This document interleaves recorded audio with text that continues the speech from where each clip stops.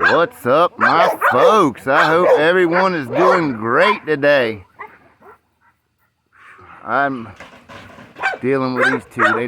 They're tearing at each other now. Tearing everything up in between them. Knocking walls down. Hey, when you guys do a block, I've had some questions about what to use for a block. You can take I don't know if you'll be able to see this. I'll try to get in it. See how that's 2 pieces of plywood or I use plywood because it doesn't break. They hit it hard. And drill you a hole in the center. Lock them both together, drill you a hole right in the center. Okay? That's big enough for your cable to go through. And then take and slit. We take a jigsaw or whatever and then cut right to that hole. And then put them opposite from each other in that cable, right? Where it's, you understand what I'm saying. Put one of the slits going up and one down when you get it on the cable. And then screw them together real good. See how that's got a slit on that side? The other one has a slit on that side. Screw them together real good and then break the screws off if you have to. And duct tape them up real good. That's a good stop. And then, oh yeah, put your stop behind it. Your lock right there. Put that behind it. And it'll lock it down. And then duct tape it all together real good for this little cushion. And I angle mine. See how I got mine angled where I slap it like that? But yeah, they work good. If you gotta ever shorten up your stops or new stops or whatever cables. I've done that for a long time. You can put two locks behind it, but I always just put one and it stops it pretty good. I mean, if you're really worried about it, you can put 2. But I just use plywood, laminated wood, so it don't crack. Like a pressure treated 1x4, they don't work good. They'll crack. Shit like that just doesn't work good. What's up, crazy? What's up? Tearing your ass up, ain't you? Yep, she's a hot one too. But anyway, let's talk about dead game hard mouth bulldogs. All right, there's been I've had some questions about. Yes, I've seen a lot of. Let me tell you a little story about one. My buddy just told me about one recently. They got on it. Now this dog would bite so hard that motherfucker, his eyes would be like, he would bust the blood vessels in his eyeballs. I swear. Y'all ever seen one do that? Just go on and bust their damn blood vessels, be blood red, you know. But anyway, yeah, that's how hard he could bite. And he got on a bad hog a little north of here, about an hour north of here, and he caught the hog. Everything was good. And then they realized that the hog's tusk had somehow went through, I guess, the roof of his mouth or whatever, and went through his brain.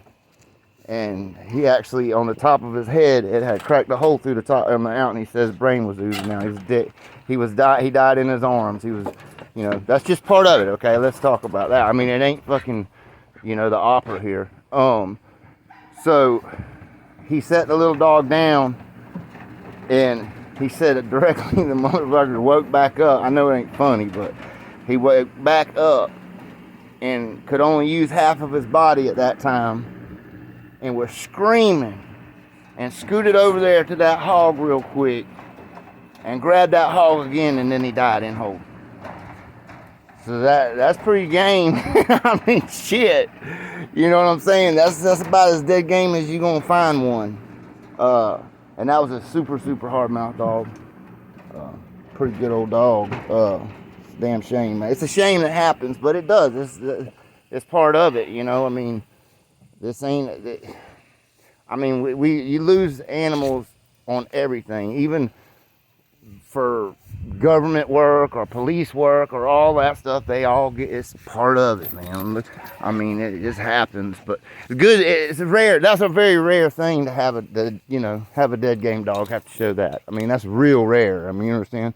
I mean, I've never heard of that. I mean, that's one of a lot for me. Put it that way. But yeah, but yeah, there's a lot. That's a myth that hard mouth dogs ain't dead game. That's definitely a fucking myth. I guarantee you that. Okay, and I had some questions about. I had a comment about the apartment, the dogs and kennels in the apartment. He's got a good little kennel of dogs, and he's keeping them in the apartment. The thing about that, man, I know people who can do it. I've seen it done. I've seen it done. I mean, I had a friend that moved from up north and moved to a neighborhood by me, and I went to go visit him one time. And it was a townhome. It wasn't even an apartment. He had like a little backyard, about as big as this. His backyard was about as big as that chain spot right there. He had privacy fence around it though, but he had 15 fucking dogs in a townhome, a 2-bedroom townhome, him and his old lady. He had them in nice steel crates like them Greyhound crates I got. And 15 of them. And he'd been there about 2 months, and I went over there to visit him.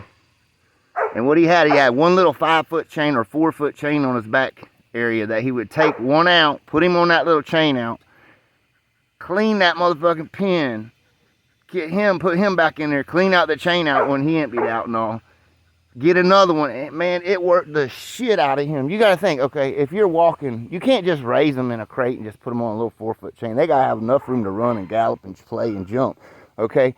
If, say you got 12 dogs, say 12 dogs, and you're walking them, each dog 15 minutes in the morning and 15 minutes in the afternoon, you got to have that or it's going to give them rickets. They got to have the sunlight. They got to have sunlight too. That shit's bad for them not to have no sunlight. It gives them problems. I assure you it will. But say you got 12 dogs and you're walking them 15 in the morning, 15 in the afternoon. That's 6 hours of hand walking. Or let's see, 3 hours of hand walking. No, it would be 6. It's 6 hours. Yeah, you're doing 6 hours of hand walking a day. Then you got to clean out their pens. And I know it, they stink.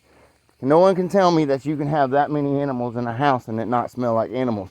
Because I have some puppies in my gun room. I've been having them in there. And I clean them twice a day, 3 times a day even sometimes. And I got them split up. And they got chips and cedar and everything. And I can still smell them. I mean, strong sometimes. Every when I wake up in the morning, I got to go in there and clean. That's the first thing I do before I have coffee, before I do anything.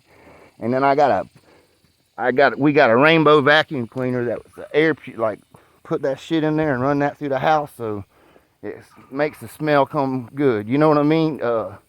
Yeah, they stink. And I mean, unless you got, hey, you could be Bumpy Johnson and have a whole soldier full of people to walk dogs and take care of them. That's no big deal. I mean, it could work like that. But I mean, a one man trying to do a kennel of dogs in a house, you're just beating yourself up. You're just beating your fucking self up. It's just too much that way. Kennel, a 5x10 kennel is much better than having to raise them like that. At least I know you can put them on mills and work them and walk. It's just a lot of work. And I mean, you better have some good filtration systems in your house to keep the odor down. Because even when it takes about 15 minutes for my dogs. I mean, some dogs get trained and they can go outside and use the bathroom real quick, but you need to let them stretch their legs and all. At least 15 minutes in the morning and 15 minutes in the afternoon. That's not even enough. That's not even enough. But I mean, that's going to take a lot of work and a lot of time, you know. And then you got to think of the sunlight, and it's just no good. It's just no good. I'm just not for it. I've had dogs in an apartment. I got kicked out of an apartment. I had a bitch that I had to heal up, and she was fucked up, and they found out and they wanted us out of that motherfucker, you know. But I didn't care. It was just a little short-term thing till my house got set up. But yeah, they ain't know it. And then like the insurance on places, you got to watch that shit too. If you got your house, you know, be careful about that shit. Think about that before you start piling a bunch of dogs back in the yard. Because I used to have to take and move my dogs on 10 acres next door when the damn insurance man come. Because he would fucking get rid of the insurance if we had a chicken. We had old Dominic or chicken walking the yard, just walking around, you know, like a pet chicken. Oh man, he wouldn't even get out the car. You know what I'm saying? Want to cancel everything. Mom sent him a pot. This when I was young. Mom sent him a picture of a chicken in a pot. Said it's gone. And they wrote the policy. But yeah, that's the kind of shit that you got to deal with these dogs. And this was a long fucking time ago. A long ass time ago. So yeah, there's reason why I'm the way I am about the shit. Cause the dog would be like, if the shit's bad and you ain't got nowhere to live and all that shit, and you know, people, I see people get overzealous in these dogs and rush them. You know, they just want to fill up a dog yard. I showed y'all how easy it is.